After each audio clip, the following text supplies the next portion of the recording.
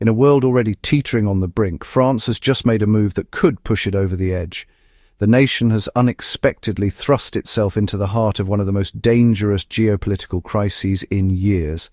This isn't just a random act, it's a calculated gamble, a declaration that the old rules of engagement are no longer sufficient to guarantee Europe's security. The flashpoint occurred in the murky pre-dawn hours off the coast of Normandy.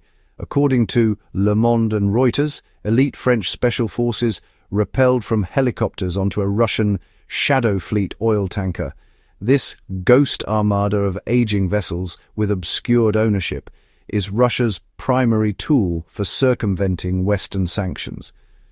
The interception was a brazen act, deliberately executed in what was reportedly international waters, a legal grey zone France was willing to exploit. The vessel and its crew were seized and towed under guard to the port of Cherbourg, sparking immediate outrage in Moscow and sending shockwaves across Europe. Within hours, a defiant President Emmanuel Macron stood before the world's press. He justified the high-stakes operation, revealing that French intelligence had gathered irrefutable evidence. The tanker was more than just an oil carrier. It was allegedly a covert mothership, a mobile platform being prepared for the launch of long-range maritime drones targeting critical infrastructure in northern Europe.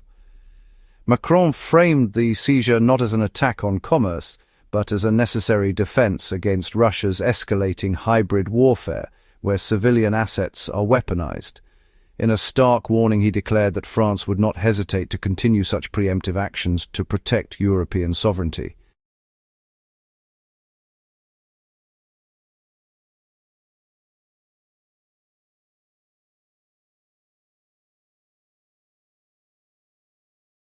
Moscow's reaction was swift and furious. Speaking at the Valdai Forum, a visibly angered Vladimir Putin condemned the move as 21st-century piracy and a blatant violation of international law. But according to Financial Times insiders, Putin's public anger masks far more alarming discussions. The seizure is being viewed by the military establishment as a direct challenge to Russia's maritime power. Hardliners are reportedly pushing for an immediate and forceful response. They are not just considering assigning naval warships to escort their tankers, they are drawing up plans to deploy frigates and corvettes from the Baltic and northern fleets.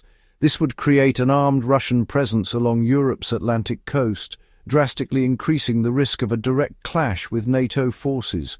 In Brussels, the tension is palpable. France's unilateral action has forced an issue many had hoped to avoid. EU diplomats are now locked in emergency debates over creating a joint mechanism to intercept the Shadow Fleet. But the bloc is deeply divided. Poland and the Baltic states are championing France's move, urging for a robust, united front. On the other side, nations like Germany and Italy are urging caution, fearing it's an irreversible step towards conflict. The question hanging over every meeting is whether France has acted as a reckless provocateur or a necessary vanguard. If Paris was willing to act alone, can major powers like Germany and Spain afford to stand aside? Across the Atlantic, Washington has offered cautious public support, stating Paris acted in legitimate defense of European security. But behind this diplomatic language, US officials are privately expressing deep anxiety. With a presidential election looming and its strategic focus shifting to the Pacific, the White House wants to avoid a naval conflict in Europe. Pentagon officials admit the risk is immense. A single collision at sea or a tense standoff could ignite a war that would inevitably invoke NATO's Article 5.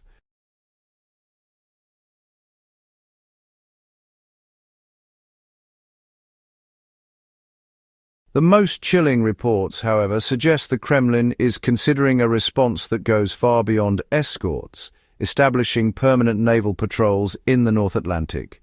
This would be a seismic shift. For decades, the Atlantic has been an uncontested highway for NATO. A permanent Russian naval presence would challenge that dominance, effectively militarizing the ocean in a way not seen since the Cold War and fundamentally reshaping the global balance of power. What began as the detention of one ship has become an international crisis, pushing Europe toward open confrontation. Back in France, Macron's gamble has split the nation. In the National Assembly, the political fallout has been explosive. Opposition leaders from Marine Le Pen's National Rally to the far left's Jean-Luc Mélenchon have accused Macron of reckless adventurism, warning he is dragging France towards war. Lawmakers are demanding a parliamentary inquiry, questioning the legality of a military operation in international waters. The government insists the seizure was lawful, citing EU mandates against sanctions evasion.